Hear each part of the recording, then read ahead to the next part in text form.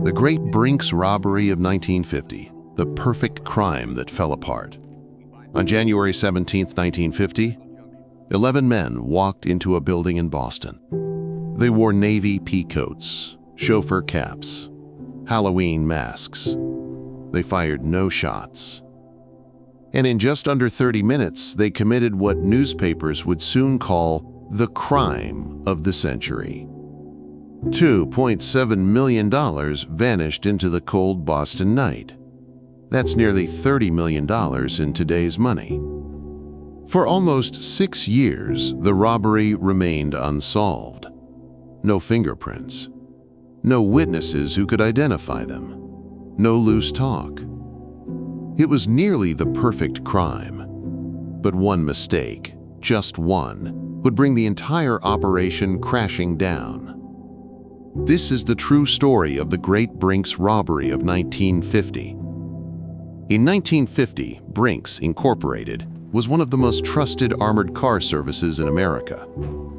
Their Boston office, located at 165 Prince Street in the North End, handled enormous amounts of cash daily, transporting money for banks, businesses, and retailers across the city. Every evening, drivers returned with undelivered cash, checks, money orders, securities. All of it was stored in a second-floor vault. Security was considered tight for the time. Multiple locked doors, an alarm system, armed guards. But to a group of seasoned Boston criminals, it wasn't tight enough. The robbery wasn't spontaneous. It was the result of over a year of planning. The mastermind was Anthony "Tony" Pino, a small-time criminal with big ambitions. Working with him were Joseph "Specs" O'Keefe, Stanley Gucciora, Michael Geegan, and several other experienced thieves. These were not reckless men. They were disciplined, patient, methodical. They studied Brink's routines for months. They timed guard movements, watched employee habits, tested building entrances, even rehearsed wearing disguises. At one point, they aborted the robbery because too much money was inside. They feared it would draw too much attention. That's how calculated they were. They waited for the right night. That night came on January 17, 1950. It was freezing. Just before 7 p.m., the last Brinks employees were closing for the day. The 11 men entered through a side door they had previously studied. They wore navy uniforms, chauffeur caps, rubber Halloween masks. They carried lengths of rope and revolvers, but they never fired a shot. Inside, they surprised 5 Brinks employees. The robbers worked with military precision. Employees were forced face down, hands and feet tied, gagged. No one was seriously injured. The entire robbery took about 26 minutes. They loaded canvas money bags into a waiting truck. When they left, they had stolen $1, $218,211.29 in cash, $1, $557, $183.83 in checks, money orders, and securities. Total, $2, $775,395.12. At the time, it was the largest cash robbery in American history.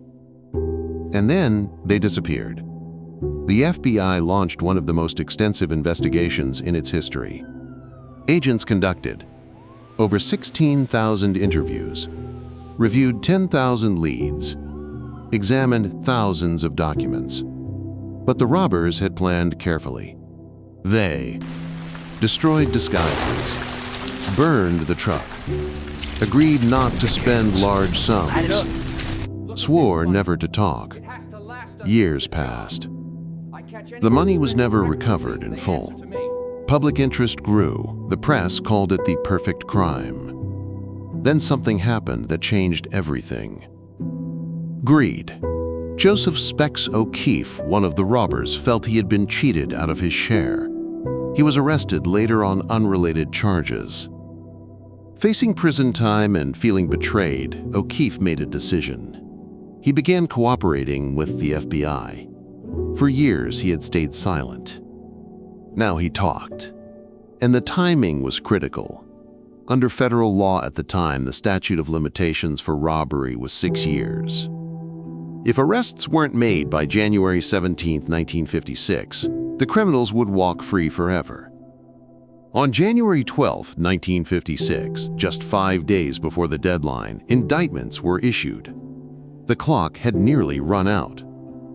In 1956, several members of the gang were convicted. Sentences ranged up to life in prison. But here's the most shocking part. Most of the money was never recovered. Despite arrests and convictions, over $1 million in cash simply vanished. To this day, the majority of the Brinks money has never been found. Was it buried? Hidden offshore? Spent slowly over decades? No one knows. For 6 years, the Great Brinks robbery was considered the perfect crime. Meticulous planning, flawless execution, absolute silence. But in the end, it wasn't police brilliance that solved it. It was betrayal. Greed broke the code of silence. And a ticking clock nearly let them escape forever.